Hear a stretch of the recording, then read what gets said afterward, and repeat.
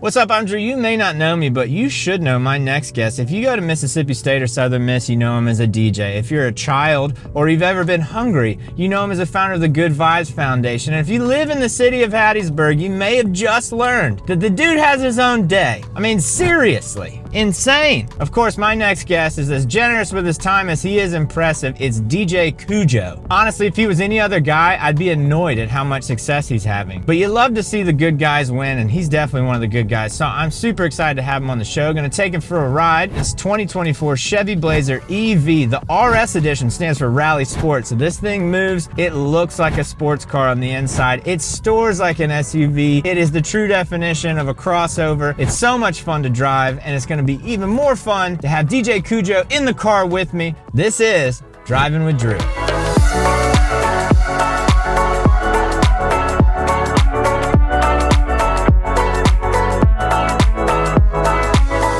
Here with DJ Kujo, Kujo and Drewjo. No, let's not.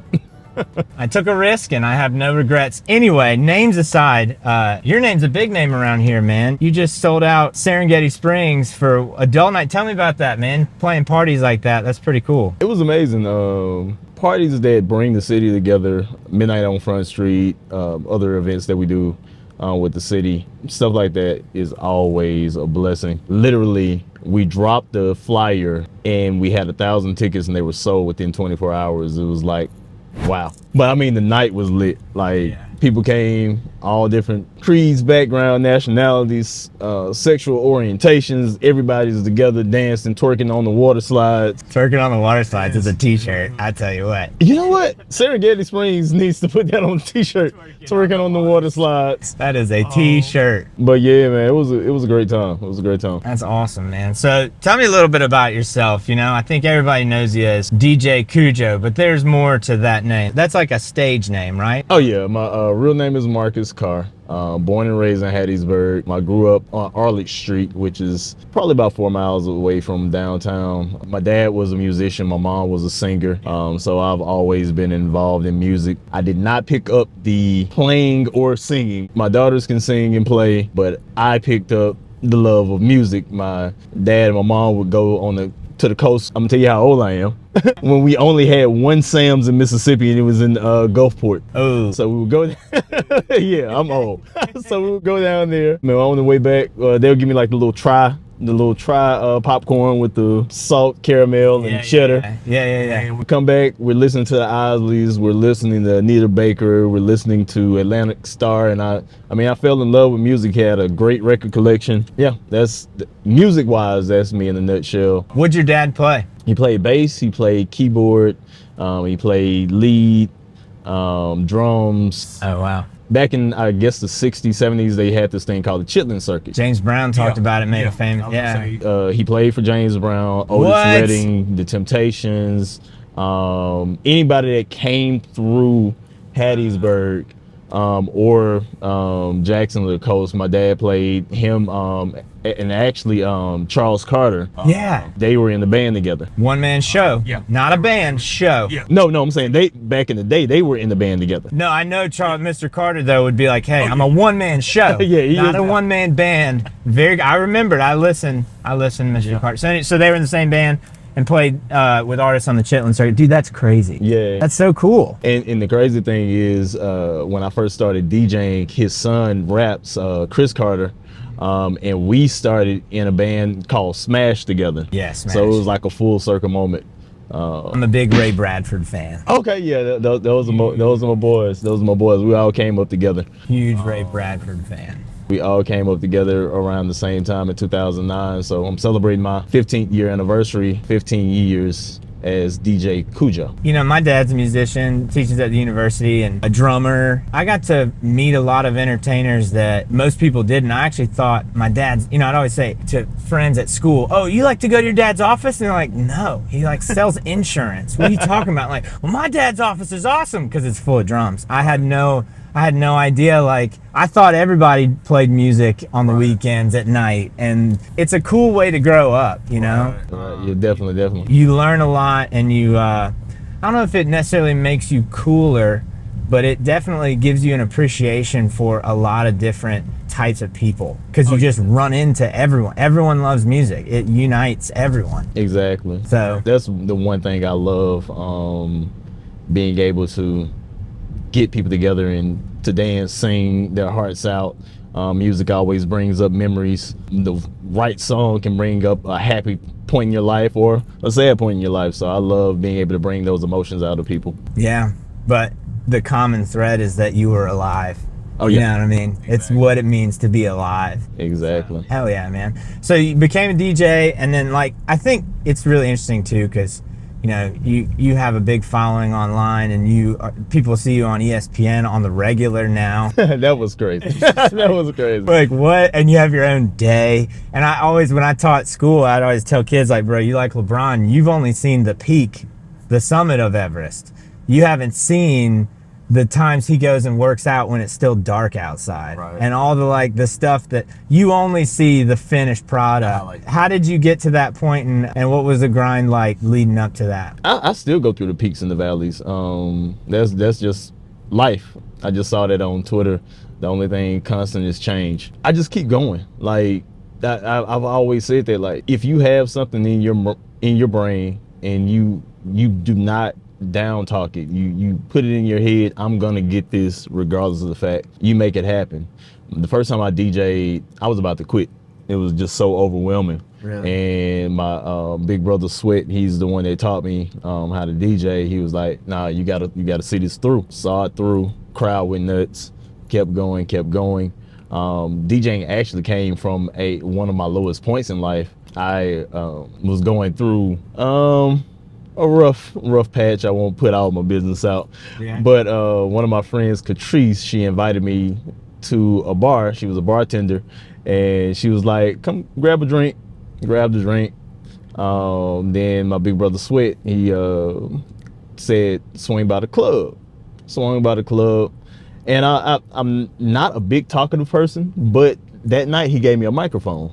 Yeah. And I got on the mic, was talking a whole bunch of, talking noise on the mic, doing a hype man MC, yeah. And he gave me $75 at the end of the night. I was like, what is this for? He was like, you did good. You want to come back and do it? So long story short, I ended up being a hype man for every popular DJ in the city. Yeah. So I learned, it was like Captain Planet. So I was a hype man for the college DJ. I was a hype man for the hood DJ. I was a hype man for the pop music DJ. I was a hype man for the old school DJ. I was a hype man, what else say? Hood, college, pop, old school. There's one more that I'm missing. But I was able to learn all of those characteristics of how can I control this crowd. Yeah, different audiences. Yeah. And I mean, it still blessed me to this point to where I can DJ for anyone. One of my most memorable events is on campus with the Indian Student Association. The Diwali stuff. Yeah. And I just know the beats.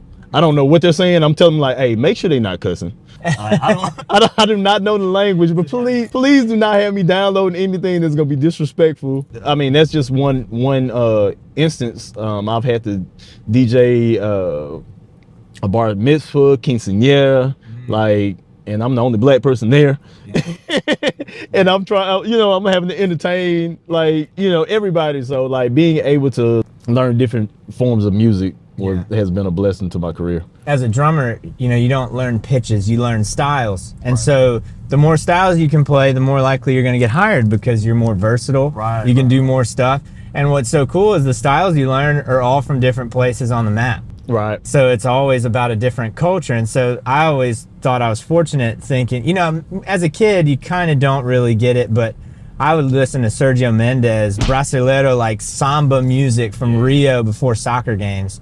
And that was like my moment when I was like, oh, I can like use music as like a superpower. I was 8 years old going to Tatum Park. Dad's driving me.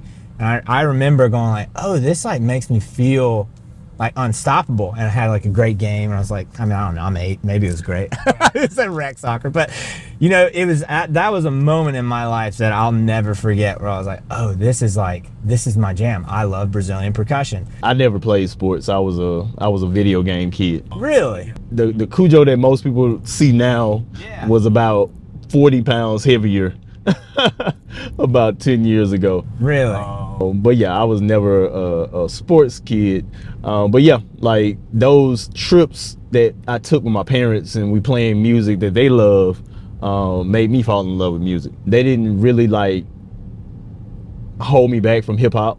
Of course, they didn't listen to it, but they allowed me to. So that made me fall in love. Getting ready to go to Hattiesburg High and listen to Master P on my way to class. Yeah. People don't understand. Like back that ass up is what, 30 years old, and I was going to high school. Went back that ass up. I started at Hattiesburg High. I graduated from Oak Grove, but I started at Hattiesburg High. Yeah. That was my first time. I got my Nissan Maxima. I had 215s in the trunk. Oh, dude. And I would play Bourbons and Lacs by Master P every morning, loud as I can, pulling into the parking lot.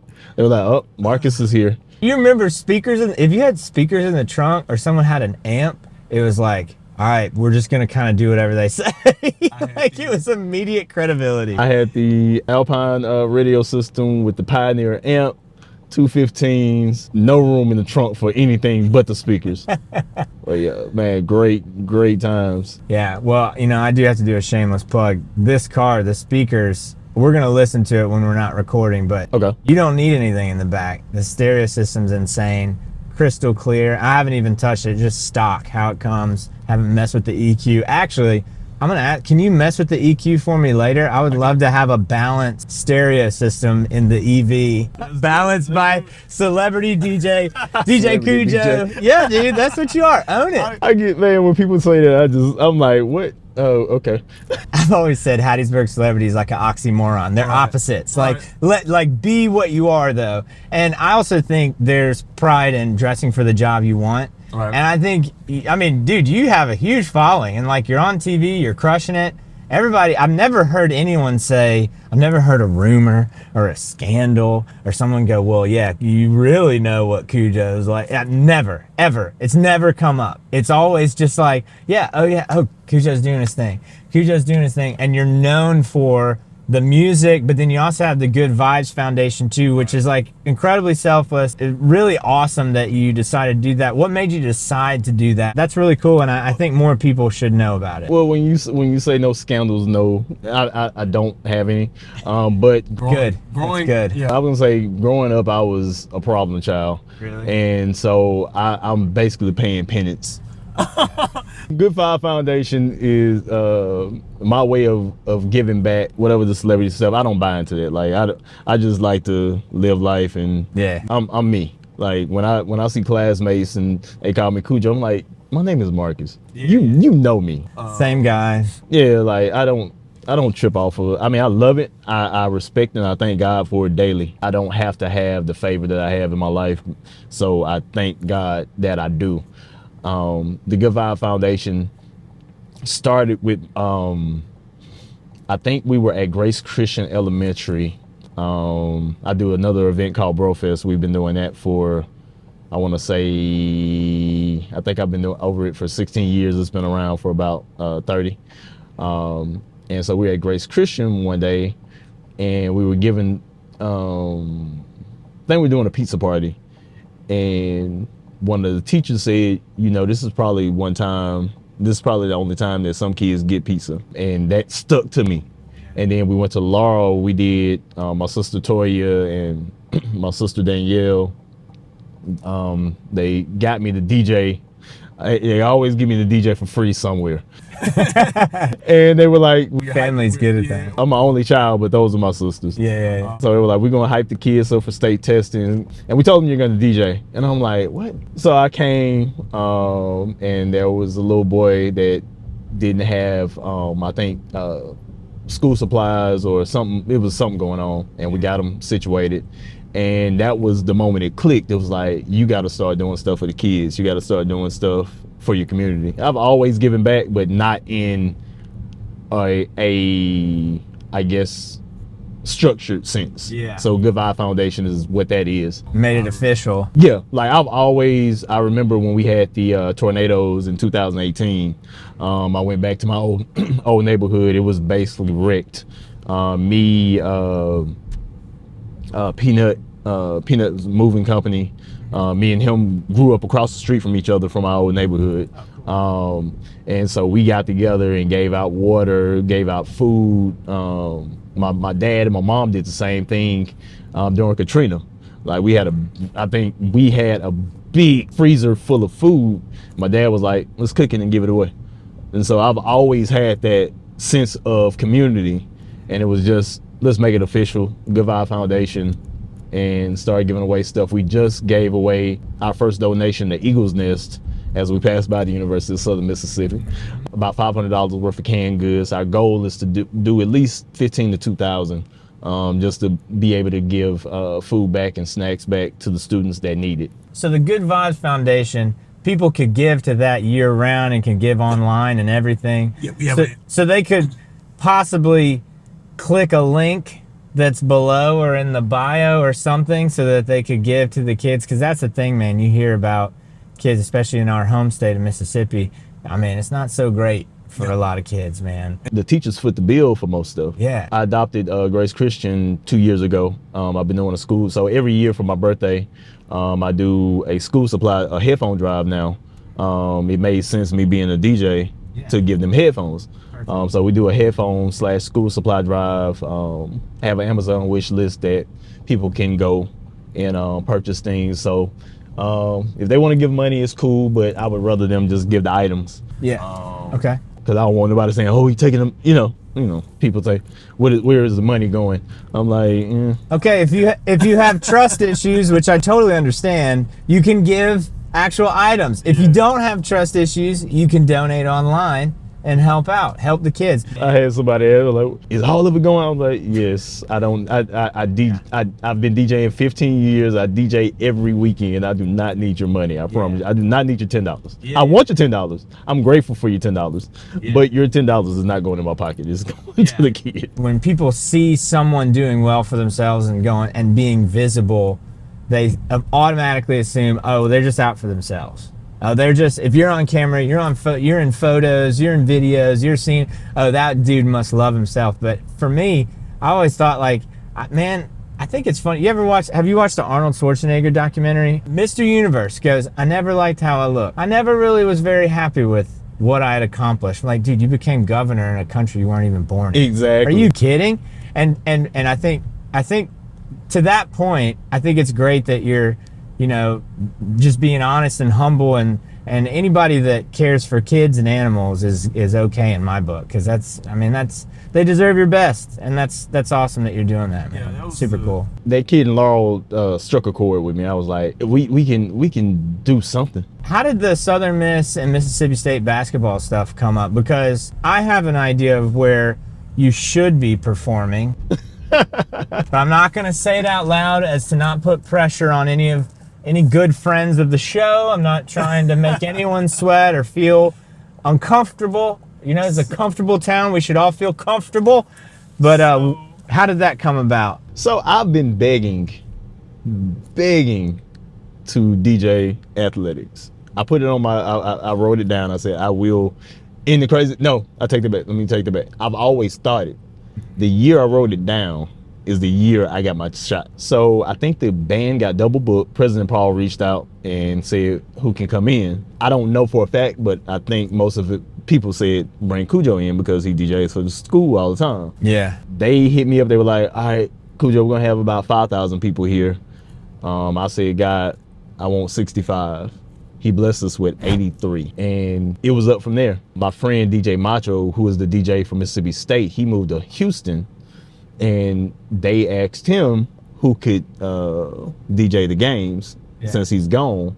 And he said, I'm calling anybody but Kujo. So they called me. They were like, have you ever DJ'd athletics before? Yeah. Never. Other than the Southern Miss game. Yeah. And so they were like, we need to see an Instagram or this, that, and the third. The only thing that I had, and I thank To The Top Talk so much, they did a podcast and they met after the game, and they mentioned that they didn't know what to expect. Like, most of the Southern Miss fans that didn't know me on campus, they were like, who is Kujo? Why are we having a DJ? Why is this happening? And To The Top Talk gave me a glowing review to the point that Mississippi State said, we want you to come DJ. Like, when's Ole Miss gonna call you? My sister graduated from Mississippi State, so she was like, you can go, you can DJ for any school but Ole Miss. But Ole Miss. That's funny.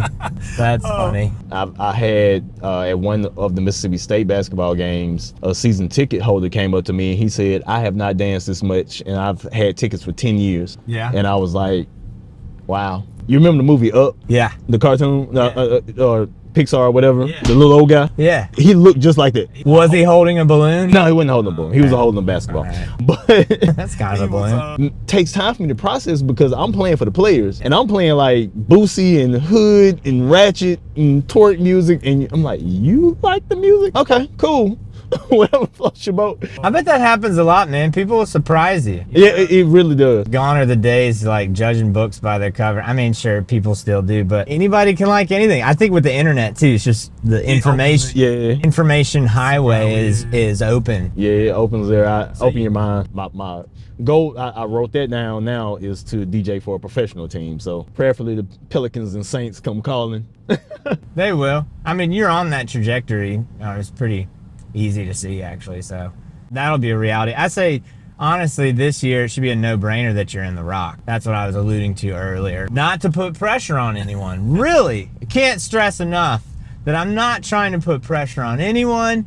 I just think DJ Kujo at the Rock would, I mean, if you want a student section that's packed, that's your first step. Like I say, I've been begging to do this for 14 years, to the point to where I said I would do it for free to show you. No, I'm gonna bleep that out. I'm gonna bleep that out. No, now You'd write him a check for $10,000. now you gotta right cut the check. Yeah, I got you. Yeah, now you gotta cut the check. But I offered to do it for free. Okay. My grandmother was the head custodian at Southern Miss. So when I was a kid, I would help her clean up the Rock. So my first football games were at the Rock, helping her clean up. And I'm like, this would be people love a story. This would be a full circle moment. Who has your movie rights, your life rights for a movie? You deal? do. Okay. Yes, that's on video. That's binding. It's on video that's not just on a phone, so it's binding. That's a great story. I didn't realize that. I remember vividly being on, I think that's the North End, with my popcorn watching the games. Watching my games, it would be like a white Coca-Cola cup and my popcorn watching the game, and then she'll say, well, we gotta pick up. And so we'll go around. I help the staff. So I was like, this would be an amazing story to tell inside the Rock. So All right, so you hear that? Powers that be, if you ever see this, just saying, man, well, the thing is, everybody talks about, man, you want football to be good, and everybody's trying to figure out how to make it good, and in the context of Southern Miss, right? Well, if you want it to be good, the first step is players. I don't care who the coach. I mean, the coach, I like Will Hall, and players play the game. Right. Players have to feel good, right? Today's day and age, right? You have to take care of NIL, and you have to make them feel cool. right. So videos, music, the whole thing, they have to feel like a Madden character, because that's what they grew up with. Exactly. Little. It's gone are the days of you shut up and dribble. Right, exactly. No, exactly. You can't do that anymore. Bro, well, and then like the kids at Ohio State feel like Madden characters, and I get why, but I'm saying like there are smaller steps you can take with the artistic community here in Hattiesburg. Right. Number one would be having you at the Rock. Oh, thank you. I've said that forever. Like, dude, you go to a game in the Superdome, because when you watch it on TV, it's like you think it's game commercials. When you're there, it's a circus. Yeah, and that's what I tell people, like, you have to add the entertainment aspect to get people to buy tickets. You have the right music going, you hype the players up, the players play good, that hypes you up, and it's a full circle moment. Don't underestimate the power of somebody feeling good on the field. I know you say you didn't play sports, but if your girl shows up to your game, you play so hard. Right. Like you play so hard. So if then she's like, I don't really want to go to the game, it's hot. Well, I don't know, DJ Kujo is there, he's gonna be playing. Oh, I love him. Remember that party we went to? Let's go, I'll go check it out. And then there's more people there. Like, don't underestimate the power of a home crowd. So anyway, I think it's something that could help the football team. And then if the football team does well, honestly, this town does better. Oh, yeah. Businesses do better. There's just a better energy. Everybody feels good. And it's kind of funny because none of us played, but it's we're winning. I remember like those back to back to back bowl times in Hattiesburg. Like, it was electric. It's exciting, man. So, well, I think that sums you up pretty well, is exciting. So what's on the horizon for you? New Orleans Saints, Pelicans need to holler at you. Yep. What's next for you? Because you have a day named after you somehow. I'm not really sure how that happens. Pretty awesome. Actually, when I called you or texted you about this, you're like, hey man, would love to, but just real quick, gonna celebrate the day being named after me. It's just kind of fulfilling a lifelong dream I didn't really even know I had. Right. But I had it, and here we go. Like, how did that happen, and what's in the future for DJ Kujo? It was my friend Kia, my friend Kermis, and Mayor Barker. They made that happen, and I am like appreciative of it. Like, that just being recognized for your talents is always great, but to get a proclamation on it just sealed the deal for me. What's next? I'm going to continue to entertain, continue to provide services for those in need. Whatever God has for me, I'm wide open for it. My mom always prays anything I touch prospers. So I always go into anything that I do with that mind frame. If I'm there, it's gonna prosper. I appreciate you taking the time. This is so Thank cool. you for having me. Dude, thanks. I know we've been talking about getting together for a while, like at least a year. I'm so happy for you. Things are going well. I like driving with Drew. Right, it works. I like that. I thought about not naming it, but I think we'll just stick with Driving with Drew. You're episode 2, man. Perfect. You were high on my list. I'm glad I can be here. You're a good dude. I appreciate you, man. Appreciate you, bro. Thank you. This is killer. This is so much fun.